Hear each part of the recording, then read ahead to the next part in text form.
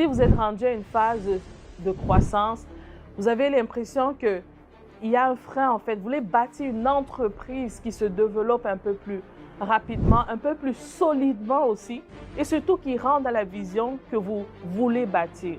Ça fait déjà au moins 2, 3, 4, 5 ans, 6 ans. Vous avez l'impression que tous les efforts en fait ne produisent pas de résultats consistants.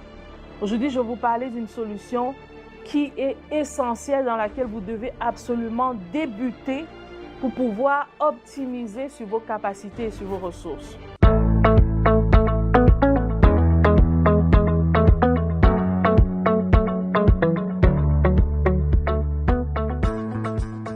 Lorsqu'on est malade, on va chez le médecin. Quand on arrive chez le médecin, en général, ce qu'il fait, c'est qu'il nous pose des questions diagnostiques, il regarde notre état de santé, ce qui va avec. Après ça, il nous fait faire des examens sanguins, des examens de radio ou tout autre examen qui lui permet en fait de pouvoir nous donner une image claire de notre état de santé. Et c'est seulement après ces examens-là que le médecin va prescrire des choses. C'est seulement après ce diagnostic-là que le médecin va pouvoir nous donner une solution à notre problème pour nous remettre sur pied. Alors, c'est la même chose pour les entreprises. Ça fait 2 ans, ça fait 3 ans que vous êtes en affaires, ça fait 5 ans. Vous avez l'impression que vous tournez en rond, que ça ne se déploie pas comme il faut. Je vous invite fortement à vous arrêter et à faire un plan stratégique. C'est un document que, à chaque fois qu'on le fait avec nos clients, ils sont juste comme « Qu'est-ce qui se passe? Pourquoi je n'ai pas connu ça plus tôt ?» Et je me suis dit, c'est important qu'on puisse en parler et revenir encore sur cet outil qui est essentiel pour la croissance des entreprises. Vous voulez vous lancer en affaires, vous vous êtes lancé en affaires, il faut le dire, vous vous êtes lancé en affaires et vous voulez aller à un autre niveau. Ça veut dire que vous avez déjà fonctionné. Il y a eu des belles choses qui se sont passées, il y a eu des défis, il y a eu des succès. Alors, si vous voulez passer une autre étape, étape 1, faites votre plan stratégique. Je vais vous expliquer c'est quoi le plan stratégique. La première chose que le plan stratégique vient faire, elle vient d'abord évaluer l'état de la situation de votre entreprise de façon globale. Comment ça va? Elle fait un peu ce que le médecin fait. Elle va diagnostiquer département par département pour voir qu'est-ce qu'il en est. Au niveau de vous comme chef d'entreprise, est-ce que vous avez une vision claire de ce que vous voulez bâtir? Est-ce que si on vous dit, OK, dans 5 ans, dans 10 ans, comment vous positionnez votre entreprise ou votre organisation, est-ce que de façon claire, vous êtes capable de le dire? Sinon, il y a un problème. L'autre élément qu'elle vient faire, elle vient évaluer votre capacité de gestion, votre leadership, parce que vous êtes d'abord le produit de votre entreprise en fonction de votre implication dans votre entreprise. Elle vient voir, OK, est-ce que les valeurs, ça fonctionne? Est-ce que c'est inculqué dans les équipes? Est-ce qu'il y a une dynamique dans l'équipe ou même avec les collaborateurs ou même avec les clients? Elle vient évaluer tous ces paramètres-là. Par la suite, ce qu'elle fait, elle va évaluer vos forces et vos faiblesses. Ça fait quand même un moment que vous êtes en affaires. Alors, elle va évaluer vos forces. Comment ça va l'entreprise? Au niveau de ses ressources, au niveau de son marketing, et ce de façon très sommaire. Au niveau, par exemple, de ses relations, de ses clients, des employés. Allez voir comment ça va. De même, elle va faire la même chose. Qu'est-ce qui ne va pas aussi? Elle va les diagnostiquer en même temps aussi. C'est quoi les menaces présentement qui pèsent sur votre entreprise?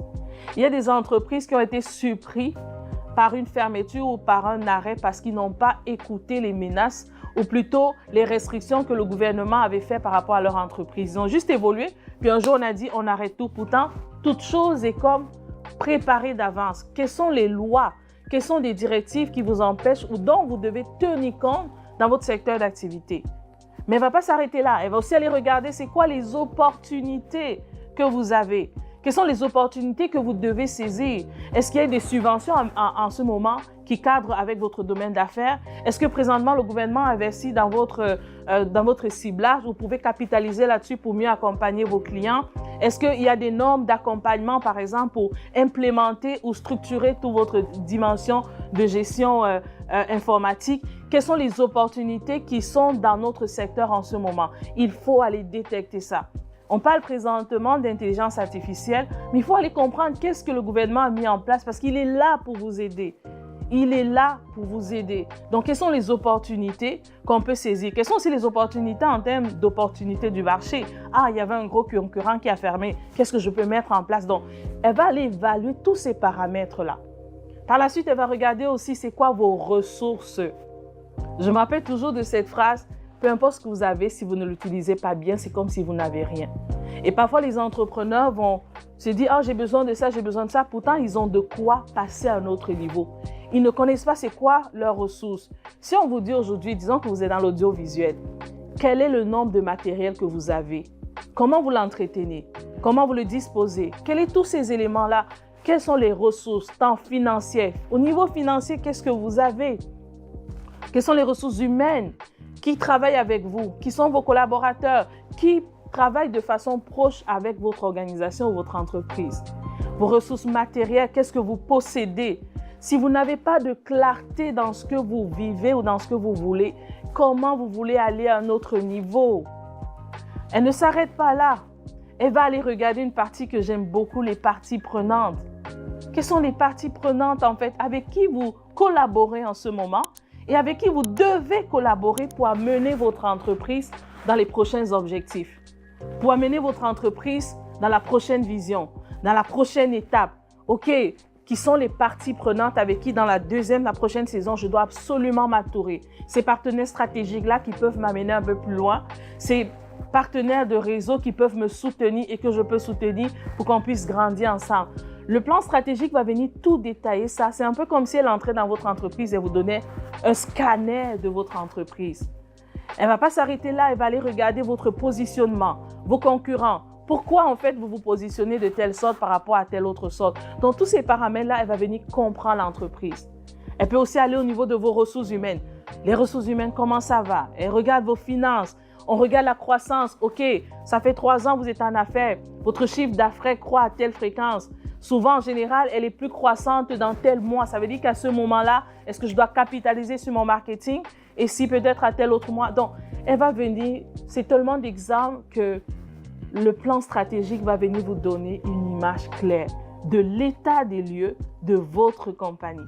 Et c'est seulement à partir de là qu'en fonction des objectifs que vous avez, vous allez pouvoir dire, OK, je connais ce qui va bien, je connais ce qui est amélioré, je travaille sur ce qui est amélioré en capitalisant sur ce qui va bien. Et là, vous pourrez bâtir un plan d'action qui n'est pas basé sur des sentiments, sur des influences externes, mais qui est basé sur votre entreprise et sur votre vision. Et je peux vous garantir, c'est sûr qu'elle va vous amener plus loin. C'est sûr qu'elle va vous amener à une autre étape. Mettez-vous en action. Avec ça, elle va pouvoir bâtir des objectifs et puis bâtir un plan d'action et vous aurez simplement à suivre avec des indicateurs précis. J'ai vraiment aujourd'hui un cri de cœur à parler aux entrepreneurs parce qu'on en voit de plus en plus qui veulent aller à une autre étape, mais on dirait qu'ils ne savent pas par où commencer. Pour un entrepreneur qui est en croissance, qui veut bâtir un patrimoine, qui veut bâtir une entreprise qui a de l'impact, qui veut bâtir une entreprise qui est ancrée, faites vos plans stratégiques, faites vos diagnostics stratégiques et prenez des décisions qui vont vous permettre d'aller plus loin. Et je veux vous encourager. Si vous êtes au Canada, le gouvernement soutient ces démarches-là.